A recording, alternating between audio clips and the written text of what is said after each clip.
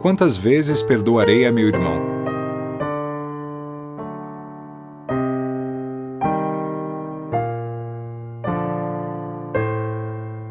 Perdoar-lhe-eis não 7 vezes, mas 70 vezes 7 vezes.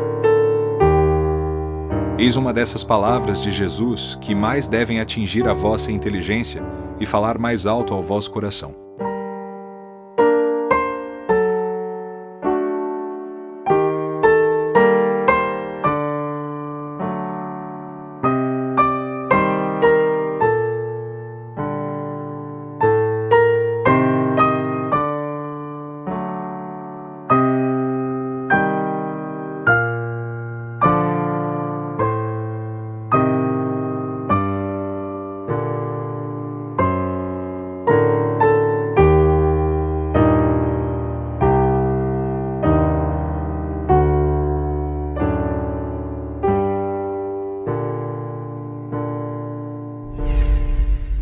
Você guarda mágoa? Você tem alguma culpa dentro de você? Há aqueles que têm e aqueles que pensam que não têm. Todos temos mágoas e culpas que fazem parte do nosso processo de convivência humana na nossa dinâmica evolutiva espiritual.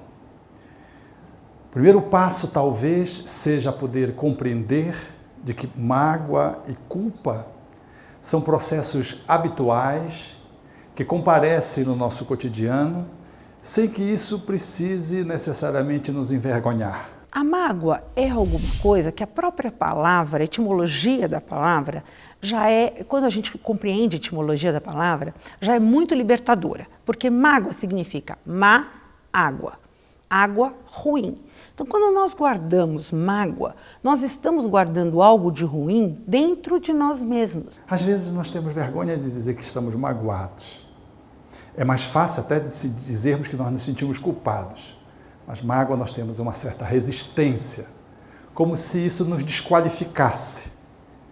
Mas efetivamente, todos temos esses sentimentos em maior ou menor quantidade, intensidade, volume, e que podem estar colocados dentro do nosso coração como algo em transição ou algo cáustico, venenoso, difícil, ruim, impeditivo de fazer o nosso movimento evolutivo e subtraindo a nossa liberdade de viver, dependendo da intensidade, da qualidade com que esses dois sentimentos, esses dois aspectos dessa mesma moeda, mágoa e culpa, comparecem na nossa vivência cotidiana.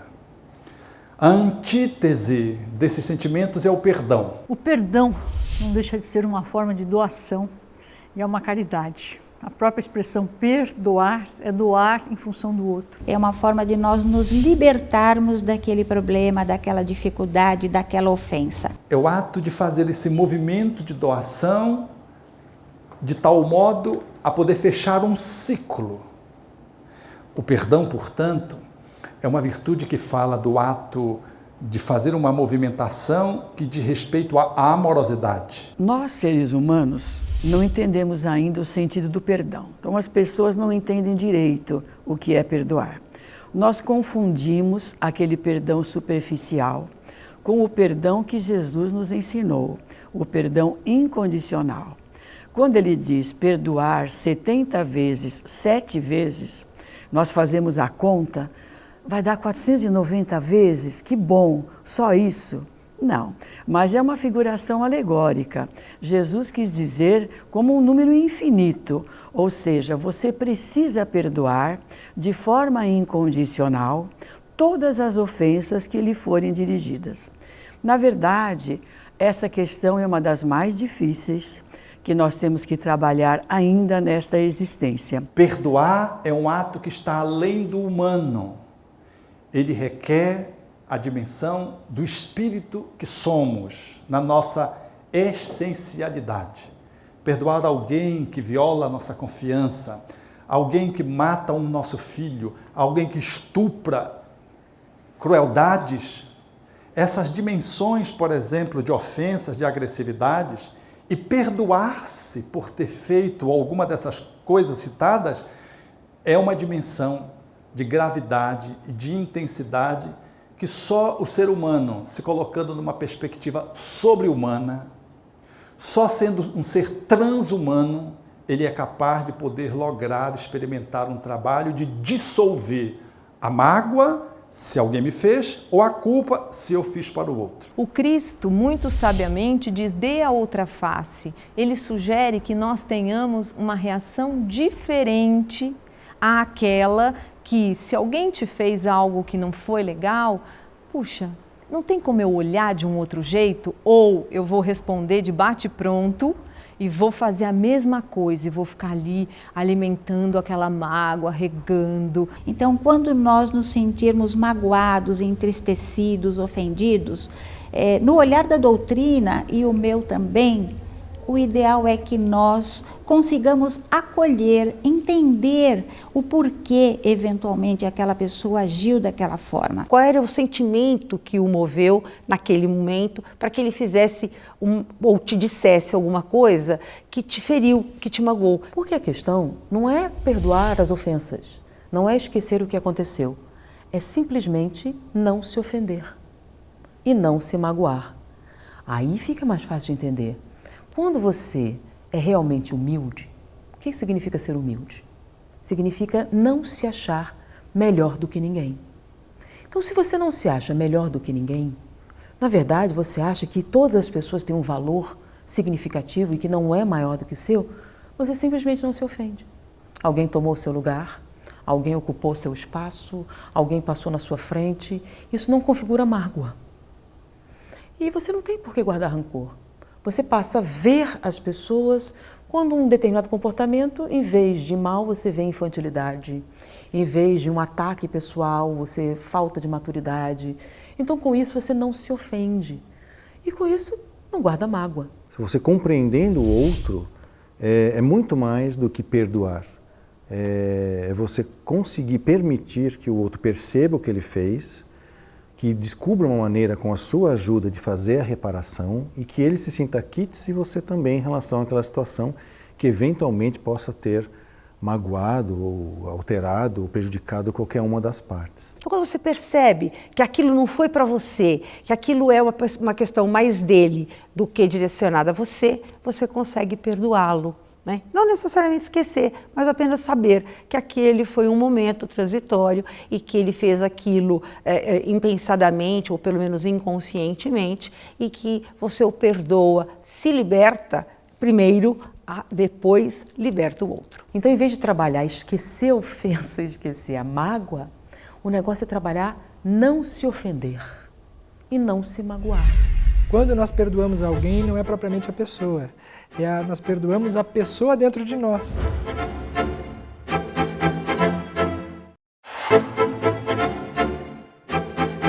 Por que a gente não consegue perdoar? Porque somos orgulhosos. E em que consiste o orgulho? Em se achar melhor do que outra pessoa. Então, quando você se acha melhor, qualquer situação, qualquer pessoa que ameace essa crença é um mal para você.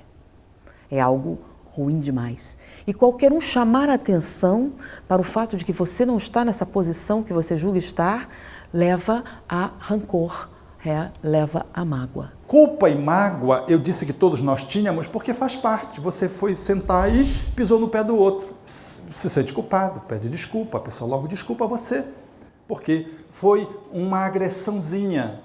E você logo se refez num pedido de desculpas. E o outro te ajudou a refazer isso, se liberando de uma mágoa, porque você pisou no pé dele, liberando você através de sim, não tem problema, foi nada. Mas se ele pisar na tua unha encravada, você já não vai pedir desculpa prontamente. Talvez você demore uns 15 minutos ou meia hora, para poder gerir a dor da unha encravada pisada. Ou se ele pisar no teu sapato recém-comprado e machucar o sapato, sobretudo se for de uma donzela, então isso vai ser problemático, vai demorar pelo menos aí um tempinho para que a pessoa vá trabalhando dentro dela e talvez ela nem consiga, ou consiga, quem sabe. E quem pisou fica incomodado, mesmo tendo pedido desculpa, e numa perspectiva egóica o outro desculpou, mas não desculpou. Porque você olha para a cara do outro, o outro está com a cara amarrada. Até porque está sentindo dor, no caso da unha encravada. Então, de vez em quando, você vai dar uma olhadinha para ver se o outro já se refez. E dá um sorrisinho, confirma, e o outro confirma ou não, dizendo se o perdão ainda está aqui ou se ele já foi para cá. Então, você, numa perspectiva inicial de ter sido pisado, precisou de 1 minuto para perdoar, mas se a unha está encravada ou o sapato é novo, você precisou de 20, 30 minutos para perdoar. Perdão, então, é uma medida interna, é da pessoa com ela mesma. Quando nós perdoamos alguém, não é propriamente a pessoa, nós perdoamos a pessoa dentro de nós. Porque, às vezes, nesse binômio de relacionamento, uma pessoa pode não perdoar a outra e essa outra pessoa se perdoar. Então, é um relacionamento intrínseco, realmente. Ou, se alguém me lesou, eu saio da mágoa e passo a viver o ressentimento, o rancor, e se eu não consigo trabalhar isso, eu posso partir para a vingança. Aqui eu me vingo de mim, porque eu fiz. Aqui eu me vingo do outro, porque o outro me fez.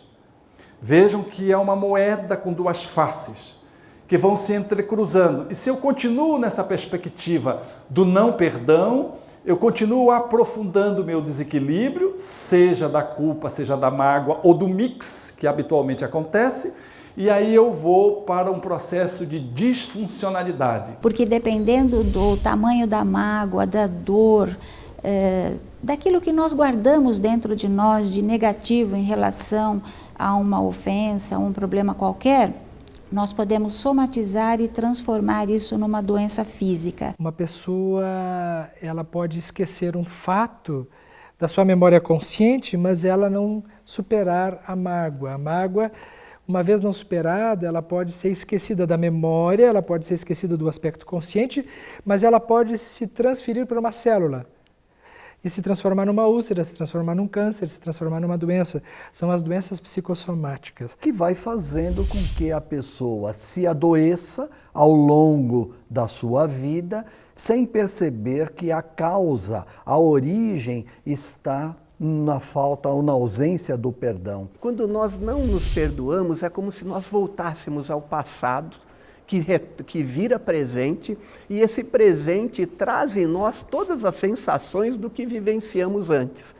E quando nós não perdoamos, o que acontece? Nós não podemos, nós vemos o futuro como algo doloroso, ou seja, aquele que me traiu no passado, eu trago para o presente e sinto isso, eu acabo sentindo isso, e aí quando eu quero dar uma chance a alguém, esse passado faz com que o meu futuro também se transforme numa agonia. É interessante que Santo Agostinho fala justamente nessa questão do passado do presente e o futuro do presente. Ou seja, porque não existe o futuro, não existe o passado, só existe o presente que você sente. Não há câncer sem mágoa e ódio. Se você não guarda rancor, se você não guarda mágoa, dificilmente você vai ter câncer, a não ser numa exposição direta a um patógeno. Hoje em dia, nós temos uma dimensão maior disso. Descobriram os chamados neuropeptídeos. Um sentimento que aparentemente seria uma coisa do cérebro, ele produz algumas substâncias, são chamados peptídeos neurais, que se derramam na corrente sanguínea. E existem em todas as células receptores para esses neuropeptídeos. Então, quando esse neuropeptídeo se liga a um receptor, não é só você que se sente vítima, todas as suas células se sentem vítimas. Não é só você que odeia, suas células odeiam também. E esses sentimentos, essas emoções, podem desarticular o funcionamento normal da célula, promovendo o câncer. E qual exatamente o sentimento que mais faz isso? Ódio e mágoa. Então, esquecer não é o caminho correto. Esquecer, na verdade, é um momento inicial em que a pessoa se distancia do fato para conseguir elaborar dentro de si os acontecimentos. Mas depois é importante que ela volte aos fatos para superar as mágoas, os ressentimentos e as amarguras que ficaram em torno do fato que foi o motivo de ela ter que perdoar depois. Significando, portanto, que o não perdão, ele vai congelando a minha existência. A vida deixa de fluir. É um lago que congela, eu não consigo mais navegar. Essas alterações que estão no nível da emocionalidade, em relação ao valor moral do perdão, elas vão afetando a minha energia perispiritual, deságua no corpo físico na forma de doenças nessa vida ou nas outras, me conecto com espíritos necessitados que guardam sintonia com o meu tipo de conduta, culposa ou vingadora, e eu passo então a experimentar desconexões sociais, me transformo numa pessoa deprimida ou agressiva, dependendo de que se eu fiz o mal para os outros ou os outros me fizeram, eu vou então me embaralhando, de tal modo que se esse processo se aprofunda na minha mente, às vezes o meu adoecimento, que é físico, emocional, psicológico e espiritual, ele ganha uma profundidade e eu tento me livrar da dor me matando, o que é o fracasso total, ou eu tento me livrar da dor dizendo, eu vou acabar com o outro. Todas as duas tentativas têm uma intencionalidade de alguém que quer se ver livre do sofrimento, que sofreu ou que causou ao outro, e busca essas alternativas que são patéticas, porque elas só agravam o processo, remetendo a encrenca não resolvida para uma outra existência, porém agravada na sua dinâmica. A gente sabe que a doutrina ensina, né, coloca isso claramente no Evangelho, coloca isso claramente no Livro dos Espíritos, a importância que o perdão tem, né, para a nossa saúde, para o nosso bem-estar psíquico, para a nossa vida, para a nossa felicidade. Então, quando a gente tem uma situação onde a gente não perdoa ou a nós mesmos, ou a alguém que a gente acha que nos feriu de alguma forma, que às vezes é tudo muito subjetivo nessa vida, a gente está causando um grande problema a nós mesmos, primeiramente, né? Então, nada melhor do que saber perdoar, do que saber relevar algumas situações e, de preferência, seguir em frente, né? Para o nosso próprio bem, para a nossa evolução.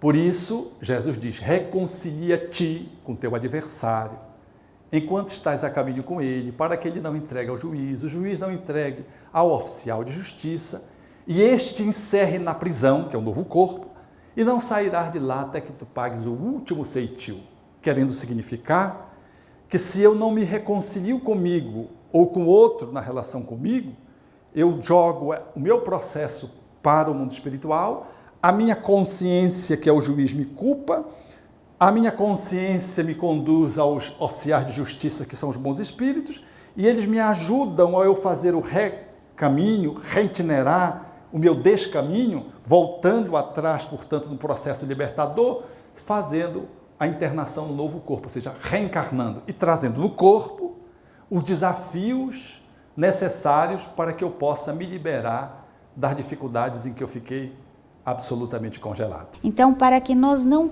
incorramos nesse risco, não percamos o nosso sono, a nossa paz de espírito e, inclusive, não caiamos em desequilíbrio, o importante é que nós perdoemos em qualquer circunstância. Porque pensa-se que o perdão é bom para o outro. O perdão também pode ser bom para o outro, mas é fundamentalmente excelente para quem perdoa. Quem oferece flores fica perfumado, mas quem recebe as flores pode jogar no lixo, nem tocar nas mesmas. Então o perdão é bom para quem faz o perdão, quem exercita a capacidade de amorosidade, doando-se mais um pouco. Acontece que a doutrina, muito libertadora, nos ensina que não tem ninguém nos julgando, não tem ninguém nos punindo, senão a nossa própria consciência. Então, na verdade, é uma libertação, mas não é uma libertação só momentânea, é uma libertação até para a vida após a morte. Né? Se achar no direito, de vez em quando, de errar e lembrar que nem o Pai, que é o Pai, Ele não está punindo. Pelo contrário, Ele nos abençoa através de renovadas oportunidades de iluminação. O auto-perdão é a base fundamental para que eu perdoe você. Se eu não me perdoo, eu não perdoo você.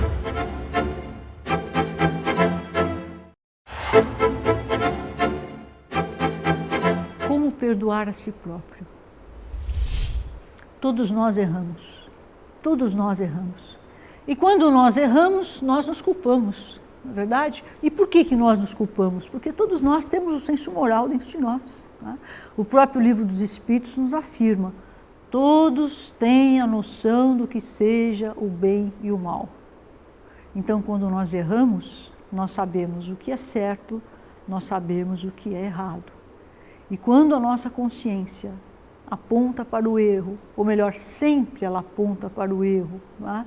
Quando nós realmente erramos, nós passamos a nos sentir culpados. A gente costuma dizer assim, que o tempo não volta para trás exatamente para nada. Então, o que já foi registrado no tempo, no espaço, não tenho como consertar. Mas eu posso aprender com os meus erros, numa lição de humildade, como se cuidássemos de uma árvore. Não adianta eu ficar preocupado só com as folhas se eu não cuidar das raízes. E o perdão é cuidar das raízes.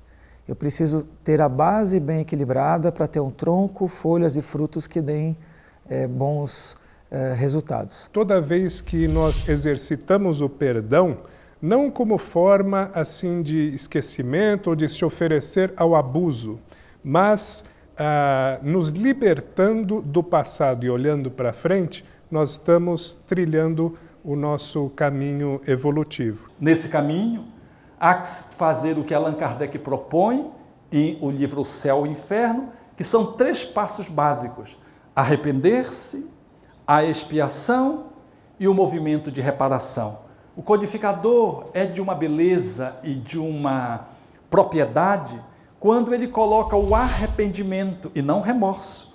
O remorso é um descaminho, é o do não perdão. O arrependimento é de alguém que se recompõe, que se refaz. E perante o outro, assume uma posição de humildade e é capaz de se colocar diante do outro humildemente pedindo perdão.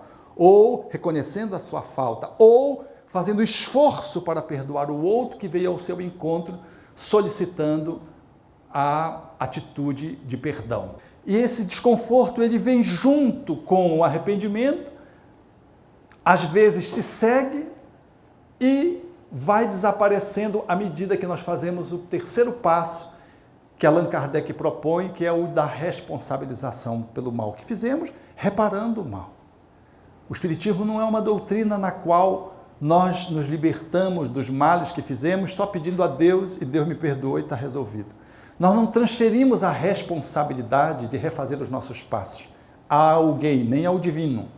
Nós suplicamos ao divino que ele nos dê a possibilidade de, junto ao outro, nós reconstituirmos a nossa relação a partir de atitudes lúcidas, plenas, capazes de restaurar no outro e em mim mesmo o movimento da recuperação. O auto-perdão é a base fundamental para que eu perdoe você. Se eu não me perdoo, eu não perdoo você. Como eu não posso te amar se eu a mim não me amo. Essa relação é uma relação dialética, que nasce, vai e volta e é realimentada. Amor e perdão caminham juntos. Eu sempre brinco e digo, a linha que os separa é uma linha muito tênue. Quando nós amamos alguém ou quando nós odiamos alguém, é a mesma proporção que vem na nossa mente. Ou seja, eu amando, eu estou com a pessoa sempre na minha mente. Eu não amando, eu odiando, eu também estou com a pessoa sempre na minha mente. Portanto, eles caminham juntos. A questão é o exercício do amor e do perdão. Eu exercitando-o, eu tendo a melhorar-me. Eu sempre vou evoluir, eu vou melhorar-me. Melhorar em direção do amor, saindo dessa linha tênue. A princípio elas estão próximas, mas elas podem ir se afastando até quiçá chegar ao estágio de Jesus. E ele disse que nós somos deuses, que podíamos fazer o que ele fez e muito mais. Portanto, ele é o caminho. Ele é a vida, ele é a nossa verdade. O perdão, ele leva ao amor como a síntese do aprendizado. O aprendizado é o que fica quando você perdoa, se torna uma pessoa maior, grande. porque você se tornou uma pessoa mais robusta e você pode enfrentar um novo desafio igual ou maior para ser testado, porque você já superou aquela dificuldade que está num âmbito menor. O perdão, ele leva para a maturação do espírito e a sua amorosidade lhe dá maior competência para o enfrentamento das dificuldades. O que importa é que nós possamos tirar uma lição daquela situação e não repetir, porque senão nós nos arrependeremos, ficaremos tristes, chateados, mas não agimos. Então, quando nós agimos, mudando a nossa conduta, o nosso comportamento, certamente nós nos sentiremos melhor, ao contrário daquele que fica simplesmente arrependido. Então, o perdão é um exercício de humildade, tanto a si mesmo quanto aos outros. Confesso que nem sempre é fácil, porque é um exercício de paciência e de persistência. Mas, com certeza, é um remédio que não se vende na farmácia. É algo que a gente tem que criar no raciocínio e no sentimento. Se eu equilibrar esses dois lados, eu consigo aprender com o meu passado, sem ficar revoltado com aquilo que eu já fiz de errado ou com aquilo que fizeram de errado comigo. Quando nós atingirmos esse patamar de não nos deixarmos agredir, nós vamos também ter uma facilidade maior para perdoar. Então, resumindo, perdoar é desculpar definitivamente.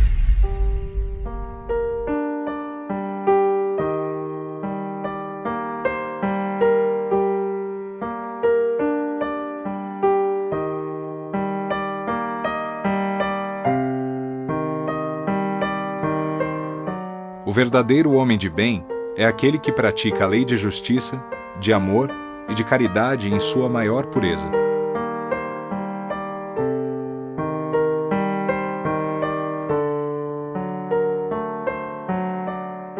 Se interroga a consciência sobre seus próprios atos, pergunta a si mesmo se não violou essa lei, se não fez o mal e se fez todo o bem que podia.